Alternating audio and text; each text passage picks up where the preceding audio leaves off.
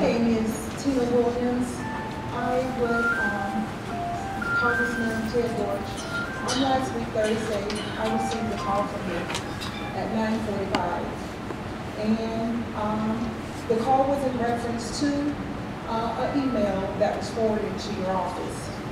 At that time, I gave you a brief description of what was going on. You stated to me that you understood the situation and that you gave me the information to Lori Berman and Jeff Clements. It was about Mr. Martin Williams, a case that happened to him in Lake County. It was on the lines of gun control. He was accused of aggravated assault with a firearm, and my husband is presently sitting in jail at this moment in Lake County, Florida, waiting to be sent off to prison for 3 years. My husband is a businessman. We have lived in Wallington for 15 years. Excuse me. I mean, this is really an issue, obviously, for the comfort. This is not related to this. If this is something that where the young lady has an issue with the congressman, I think she should take it up with him and not. This is kind of an ambush. Well, thank you, Randy.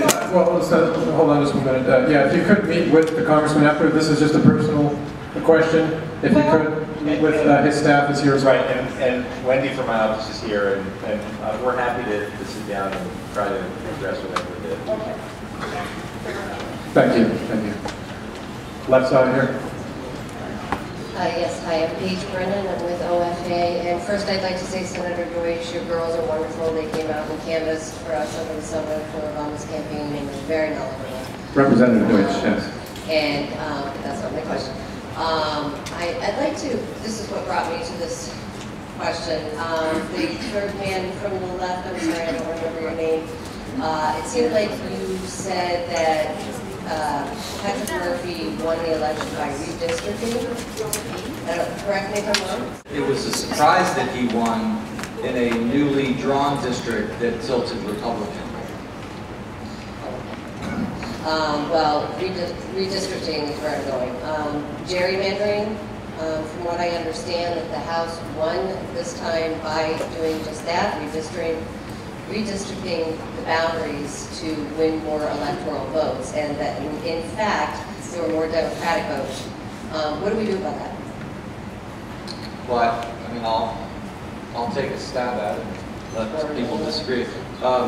Every 10 years or so, somewhere in that range, by law, both the federal and state districts need to be redrawn to avoid. They're supposed to be redrawn to be uniform or make sense and have logical boundaries. What always happens is that the party in control tries to stretch the limits, if you will, as much as they can to kind of secure the ones that they want to have, the safe ones, and then they have ones that they're willing to say, okay, well, this might be a place where there might be a give and take or a trade-off. I do understand, I think there's even a headline as recently as today maybe about the redistricting being challenged by the legal experts and the people that do this for a living. But there are, to address the question I think you're trying to ask, is every 10 years, by law, this has to be reviewed and looked at and up for debate. Anybody else on the panel want to address that? Randy? If you don't like the way that the results are going in your state, you have to go and get different people elected to the state legislature who agree with your views because they're the ones who control it. No matter what party you're in. This was nationwide, though, and from what I understand, it's the belt-based. But ma'am, it's done state by state. We may have national elections, but they're really a whole bunch of local elections all held on the same day. But redistricting in state legislature and congressional is done by state legislatures. So whichever party controls the state legislature controls redistricting, and that's what happens, Democratic or Republican. Although the voters passed the fair redistricting amendment to the state constitution, and I think the lines were drawn more equally. In fact, if you're a Republican, even though it was the Republican legislature drawing the lines, Republicans were not particularly satisfied in how they were drawn in South Florida. Alan West being Well, one up, right. I mean, in the Palm Beach County delegation, we used to have at least one, if not two, Republicans of the four members of Congress in our delegation, and now Republicans at 0 congressmen. Similarly, you take Senator Ellen Bogdanoff on the state level, who was drawn out of her district. So actually, it worked to the Democrats' advantage, at least down here in South Florida. Two other things, ma'am. Some states don't even, I need to correct myself. Some states have, I think there are about 9 of them, aren't there, Steve, that have an independent commission. They're appointed by politicians, but they are not elected officials who draw the lines. Iowa is usually right-sided as the main example of that. The first attempt for Amendments 5 and 6 in Florida that Steve is referring to attempted to set up such a commission, but the Florida Supreme Court ruled that invalid because the Florida Constitution says the legislature shall do it. So the replacement put restrictions on how the legislature could do it. So, you know, and I think Steve is right. It did have an effect. Yeah, the Fair Districts Amendment that passed here in Florida affected Florida. So there is some action there. We're not all satisfied with the way it's going, but there is some improvement. So we're going to try to keep this moving. It's almost 3 o'clock. Our plan for the day was to have a panel discussion from 2 until 3, and then a civic engagement fair with the organizations out here in the lobby. And our panelists are tightly scheduled. If they're available to stick around for a few more minutes, we can try to push it. But it is almost 3, so let's try to get into some more questions. My name is Brian Green, and I'm a student here. I go to the Honors College. I'm part of Phi Theta Kappa. And my question is directed to you, Congressman Deutch. In your reply to question number 1, you used the words, "the Constitution contemplates it." And that kind of intrigued me. So I wanted to ask you, if you had the sole discretion or authority, what would you amend with regards to the Constitution in order to strengthen the document's power in respect to the checks and balances system? I don't support amending the Constitution in order to strengthen the separation of powers. I think the Constitution is clear about the 3 co-equal branches of government, and it's up to, in the case of in the question that was asked, it's up to Congress to ensure that we are exercising the proper oversight over the executive branch in order to make sure that the branches truly are co-equal. Well, and I think maybe the other part of the question might be with regard to the amendment you were talking about, which might be separating the powers of the people and corporations. Would that be a fair way to say it? The constitutional amendment that we're introducing makes clear, the purpose of the amendment is to make clear that the democracy in our country, the right to vote in this country is held by individual citizens, natural persons. And likewise, only those natural persons should be allowed to participate in our elections, which means that corporations have no role in the funding of elections. Thank you. Let's try one more question here on the left. Thank you. Good morning. I have no bone to pick with anyone. So, my name is Liz Karen, and I'm a local teacher here. And overwhelmingly, when I speak about politics, my students are almost angry to the point they don't care. They want nothing to do with it. And how do you think that we can help to combat that apathy and try to get them involved and interested, to try to get them a little bit more excited and to see that it applies to them as well? Thank you. Yeah, great question. You know, it's the advice I give, have them volunteer in local campaigns. They'll get to see from the ground level that in fact elections matter for them. You know, I think it could be a fun activity for kids. So we have a lot of students who get involved, and obviously not enough, but I think that's the number 1 eye-opener that I find with students is when they actually get involved in a campaign. And I'm going to bet you that every kid in your class, if you talk to him or her long enough, has had something happen in his or her life that has been affected by some decision that somebody elected to office made or an elected body made.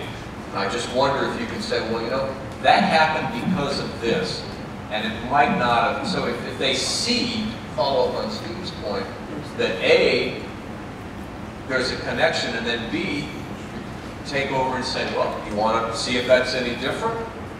Go and work on this or find out about that. And honest to God, they've got to read the frickin' newspaper. Sorry, but they've got to read the newspaper. Keep it local. Keep it local. Keep it that's something that's tangible. That it's a project about whether or not Palm Beach State College should have a new campus in Loxahatchee Groves. Have an open debate about whether this should be and keep it local. But you know, half the reason they're upset about it is because they get so sick of these ads that are millions and millions of dollars of painting these people with these horrible brushes, and it just kind of bombards them with this negativity, and it's just a bad vibe. Have some of these people come in and talk to them so that they see that they're not, you know, they don't have horns and they're not breathing awful people. But a lot of it is, well, maybe in Ted's case, but it's just that they're not reading the local. The Palm Beach Post readers are the voters in local elections. The CNN watchers are the voters in presidential elections. Yeah. So maybe you could have them capture the CNN transmitters, and then they could do more local issues on CNN. I'd like to go a little deeper and say that we need to provide our young people with examples. I took my daughter to the voting booth every 4 years with me from the time she was 3 or 4. She watched me vote, and she knew what was important. They need to be exposed to ethics and government and how things actually work in this country. So we need to also take a look at our education system. I think Jennifer mentioned that at all levels, I think civics education has diminished a lot. We need to revitalize that. And one of the leaders in our state, I would say, we recommend to you, former Senator Bob Graham has established the Center for Public Service and Civic Engagement at the University of Florida. It's expanding throughout the state. And if you want a resource, you know, people need the knowledge and the skills to get involved. One of the stories he tells is that he went to Miami-Dade to a high school, and the students were complaining about the food in the cafeteria. And he said, well, what have you done about it? And they called the sheriff's office. So the first thing is understanding the structure and function of government. And so those nuts and bolts, and then the example and the exposure, I think, are great strategies. And this is a great book, America, the Owner's Manual, for anyone.